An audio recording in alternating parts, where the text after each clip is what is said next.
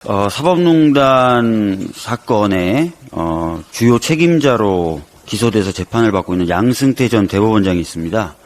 양승태 전 대법원장에 대한 1심 판결이 얼마 전에 나왔는데 47가지 혐의 모두 무죄로 나왔다고 합니다. 좀 답답한 게 이 사건이 처음 기소됐을 때 한동훈 당시 서울중앙지검 3차장 검사가 최선을 다하겠다. 역사적 사건인 만큼 최선을 다하겠다는 취지로 브리핑도 했었고요. 이 사건이 이제 수사되고 기소될 무렵에 국정감사에 윤석열 당시 서울중앙지검장이 출석했을 때 제가 이게 직권남용에서의 직무를 좁게 해석하는 최근 대법원 판례 경향이 새롭게 나타나고 있으니 그런 거에 주의해야 되지 않냐라고 질문하자 걱정할 필요 없다는 식의 답변까지 한 기억이 있습니다. 그런데 이 사건이 이렇게 무죄로 나왔으면 적어도 그 당시 수사 책임자였던 한동훈 비대위원장은 기자분들의 질문에 책임 있는 답변을 해야 되는데 대법원의 의뢰로 시작된 수사입니다라고 하고 그냥 넘어간 거예요. 이해가 안 갑니다.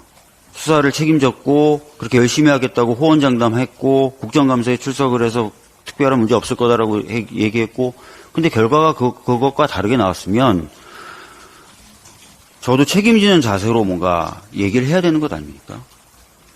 이 한동훈 비대위원장은 수사를 해서 기소하면 무죄가 나오고 윤석열 대통령에 대한 징계소송도 법무부 장관 때 하니까 결과가 뒤바뀌고 인사검증을 맡았더니 구멍은 뻥뻥 뚫리고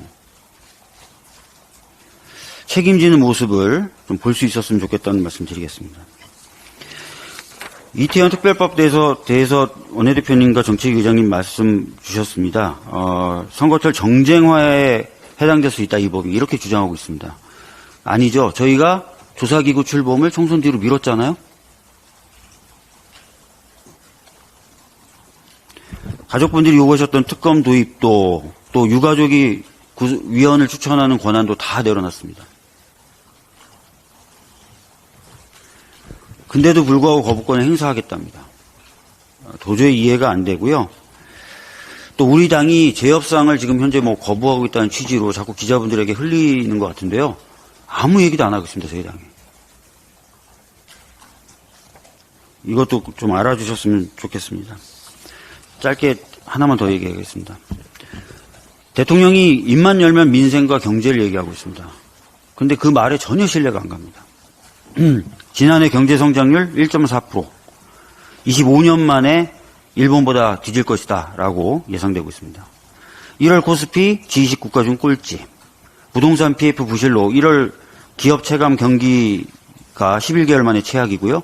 기업 어음 부도율 22년 만에 최고, 고금리를 버티지 못해서 경매에 넘어간 부동산 9년 만에 최대, 지난해 법인 파산과 개인회생 신청자 최다, 임금체불 역대 최대.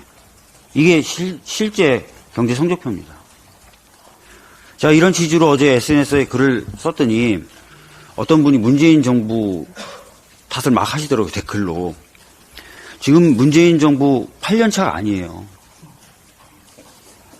윤석열 정부 2년 차입니다. 이제 3년 차가 돼가고요. 지금이라도 윤석열 정부는 경제정책 방향 전면 재조정해야 됩니다.